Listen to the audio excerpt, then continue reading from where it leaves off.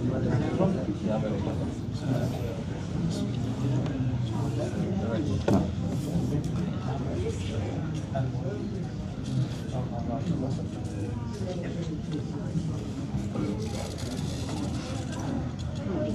الله والحمد لله والصلاة والسلام على رسول الله وعلى آله وصحبه ومن والاه.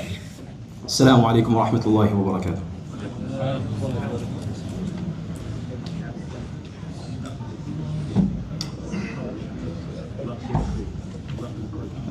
Alhamdulillah, as you've no doubt noticed, as Ramadan is just around the corner,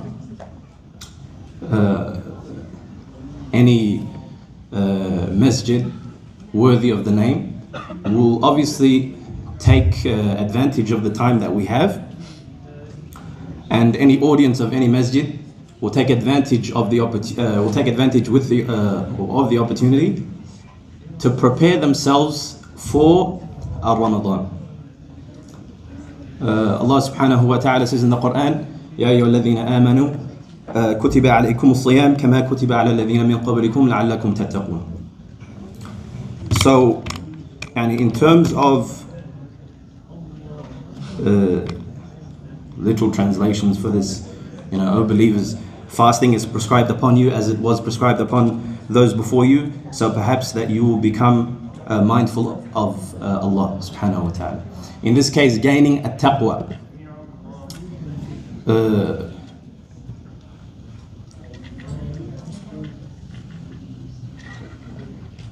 Fasting is an obligation. It's in the 5 pillars. All of us have to fast as Allah has commanded us to fast. It's very easy. Allah has commanded the Muslims to fast in Ramadan, and we fast in Ramadan. However, Allah does not command something upon the Muslims. He doesn't prescribe something upon the Muslims unless, and unfortunately it's something that we don't realize, that it's actually for our own benefit. Acts of worship, acts of ibadat, you praying 5 times a day, you giving to zakat, you fasting in Ramadan, it does not benefit Allah, but it benefits us and Muslims. And part of that benefit, a lot of the times if you were to ask the average Muslim,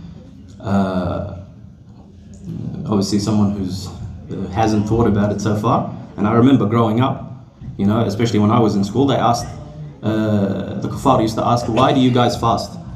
And everyone comes up with all sorts of reasons, because no one actually studied it. We fast because the classic examples, if anyone can think of, we fast because we want to feel, we want to be reminded that there are people out there who don't have food on their table. We fast so that we can remember all of the things that we have to be thankful for. All of these generic answers. But in reality, it is, as the Quran has said, that it's an opportunity for us to gain a taqwa. If I was to ask everyone here, they put me on the spot, so I'm going to put all of you on the spot. What is a taqwa? Can anyone tell me what is a taqwa? God consciousness. Well, you just gave me a you just gave me a literal translation. God consciousness. What does that mean? Does anyone know what that means? Does anyone know what a taqwa means?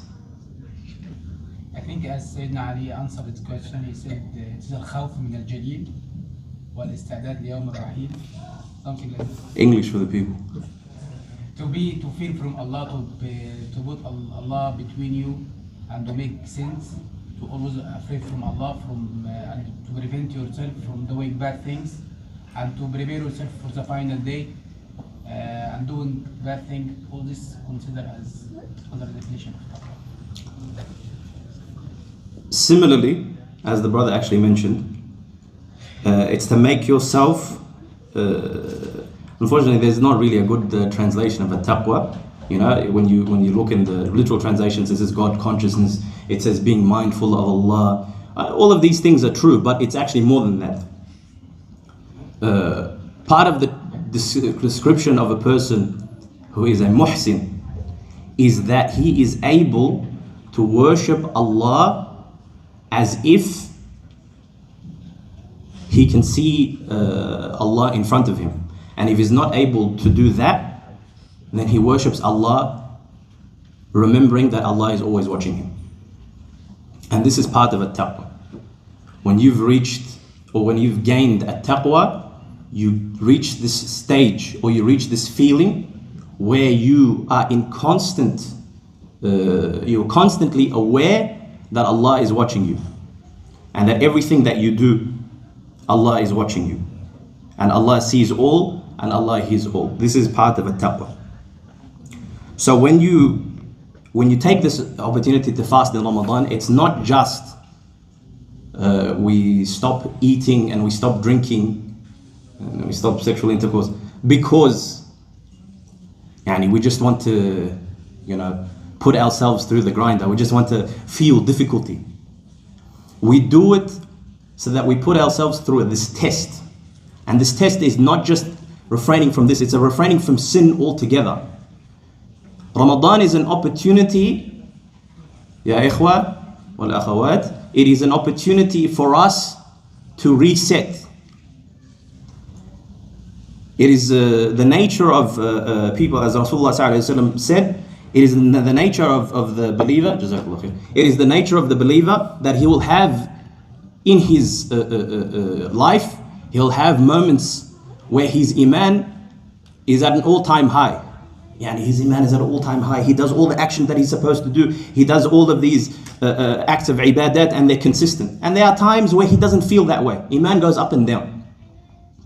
And part of that is that throughout the years that you live, your iman goes up and your iman goes down. And Ramadan is that opportunity for those who take advantage of it to get to Ramadan and say, okay, I've reached this point. Allah has given me this opportunity to take advantage of Ramadan and its numerous rewards. That way I finally get to the point where if I'm feeling a bit down in terms of my iman, I'm finally able to raise it to the point where I want it to be. Strive to get myself closer towards Allah, especially as life hits me as it does, and there are these points where I lose my iman and it gets lower and it gets higher and this and that. Ramadan is that opportunity for you to reset.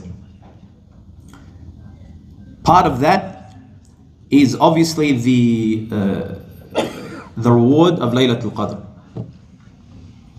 A person who goes and misses or does not take full advantage of Laylatul Qadr, truly he is a loser. It's a great reward. But part of that, and part of the reward of Ramadan, there's two things that often we forget. Number one, before Ramadan starts, you have to prepare. You have to prepare. That's why we have these lectures. That's why we remind ourselves about Ramadan. Ramadan is around the corner. What should we do? How do we prepare ourselves? Part of it is a course that has been given by Sheikh Abdullah for these last few weeks, as an example. Part of it are these the talks every Friday night. Part of it is the idea that you don't look at Ramadan and say, this is the opportunity for me to reach a stage where I'll go into Ramadan, I'll develop these habits, I'll become a better Muslim during Ramadan, and this is the way forward. No, part of that is that if you have something that you want to achieve during Ramadan, you should make a start on it now. So for example, if someone says, okay, during Ramadan I'm going to read more Quran, as an example. Great act of ibadah. No one's going to doubt that. But don't look at it and say, okay, well, Ramadan's coming up, so when Ramadan starts, that's when I'm going to start doing this action. It doesn't work like that. Ramadan, like any pillar, has something called the rukun, the pillars, the things that you have to do for Ramadan, and it has something called the prerequisite. For example, the salah, pillar of salah is the takbir, the sujood, the ruku', reciting Surah Al-Fatiha. You have to do that. But in order for you to make salah, you have to make wudu. That's the prerequisite to salah. And the prerequisite to Ramadan is that you should prepare for it. You should have the intention, you should have the correct intention. And part of fulfilling that correct intention is action. We have to take action, and take action before Ramadan starts. So whatever you plan to do during Ramadan, start today. And then the second thing that we often lose sight of is that after Ramadan ends, this is not an opportunity for us to take it easy. Oftentimes people, you find that during Ramadan, alhamdulillah, they develop all of these good habits. They go to the mosque more regularly, they pray more regularly, they read the Quran, they do i'tikaf as an example, so that they get closer towards the masjid. But the moment that Ramadan ends, all of that goes out the window. And part of the problem is we have to be mindful that this doesn't happen to us. Part of the trap that the religions before us fell into, for example, the Christians and the Jews, is that they have their practices. For example, they also used to fast. In fact, it's actually mentioned in the ayah that I read to you before. يا أيها الذين آمنوا كتب عليكم الصيام كما كتب على الذين من قبلكم. Like those before you, they also used to fast. But part of the problem, and part of the reason you don't hear about fasting often when it comes to the Christians and when it comes to the Jews, is that they took it as a practice. It starts as a practice that you have to do, it's an obligation. Then afterwards it's something that you don't have to do it, but it's good to do. And then afterwards it becomes a practice that no one does. And from that you lose the religion altogether. And the reason that they fell into this in the first place was because when it came to these actions, they relegated these actions to a specific time and a specific place. And this is the disaster of any religion. This is a disaster of any religion. You go to church every day, then you go to church every second day, then you go to church once a week, and then you don't go to church at all. That's what happened with the Christians. They took things easy. It's good to do it, but you don't have to do it. And you do it, and then when you stop doing it, everything goes out the window. You don't have to do it anymore. Similarly with Ramadan, you develop all of these good habits. You reach a stage of Iman that you want to reach to, or you reach a stage where you're striving to reach a new level of Iman. Then the moment Ramadan ends, all of that goes out the window because you don't need to strive anymore. This is completely incorrect. As Muslims, we have to be in a constant state of striving to be better than we were yesterday. And part of that is that when a month comes, I do all of these things within the month, and the moment the month ends, I forget about it. We can't do that. Because that is the disaster of any religion. First it dies in the action, and then it dies in the heart.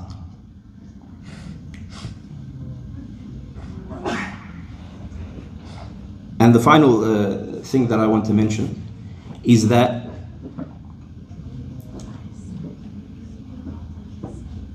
often a trap that we all fall into is that as Ramadan continues, obviously everyone gives it a strong start. I know that for a fact.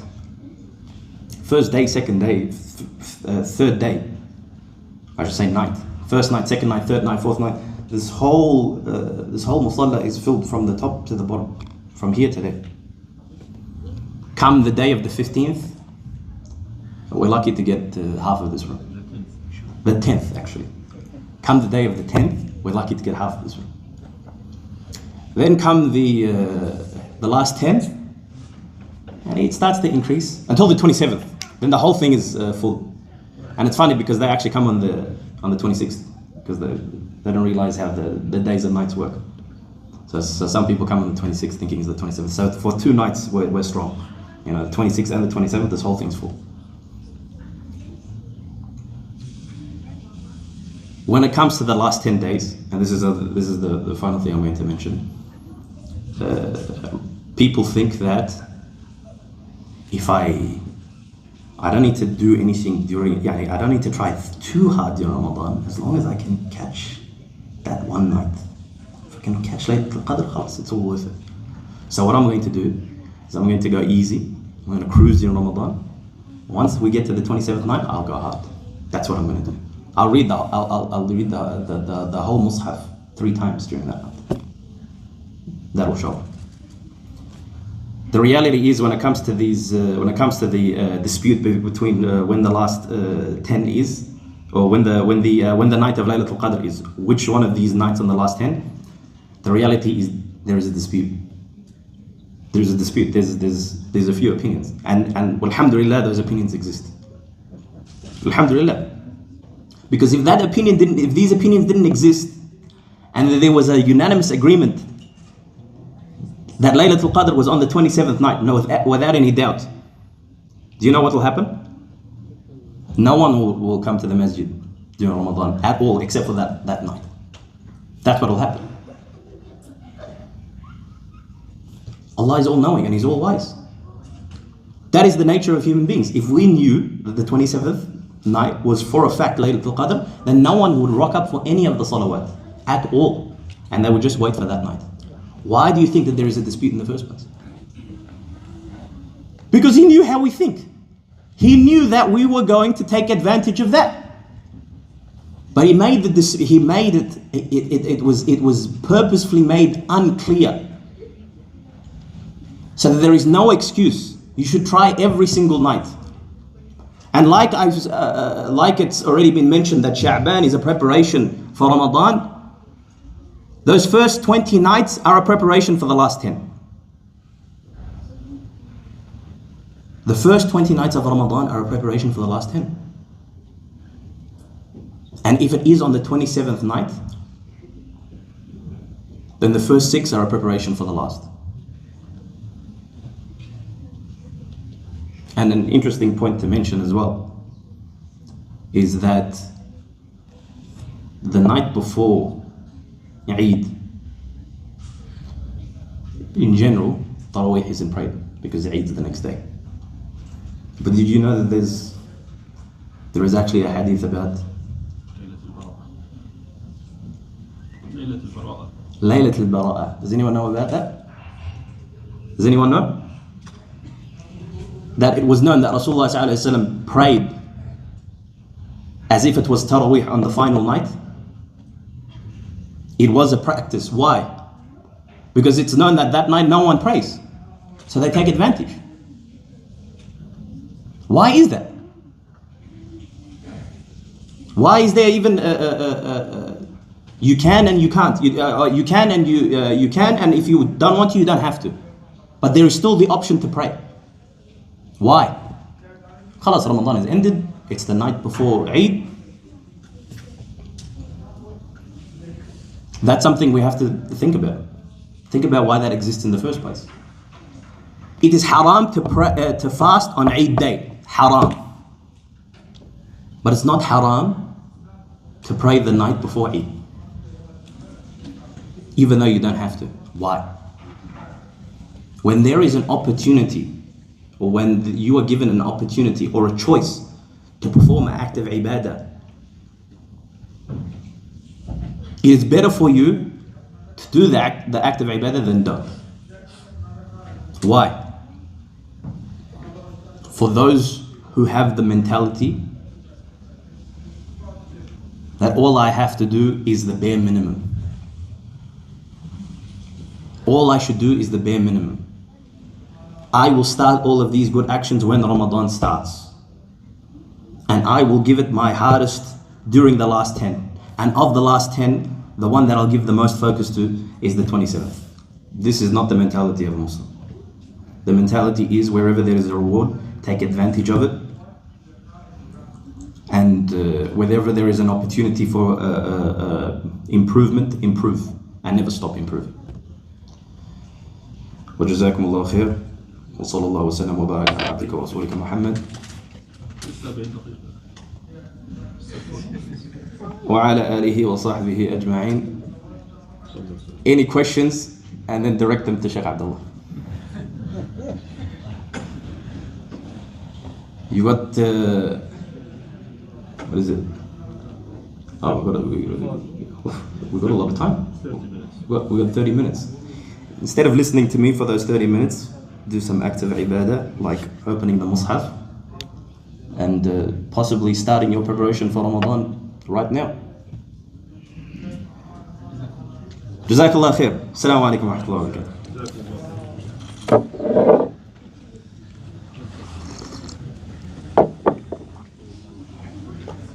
Whose ever idea that was, I'm coming after you. Whose idea was that?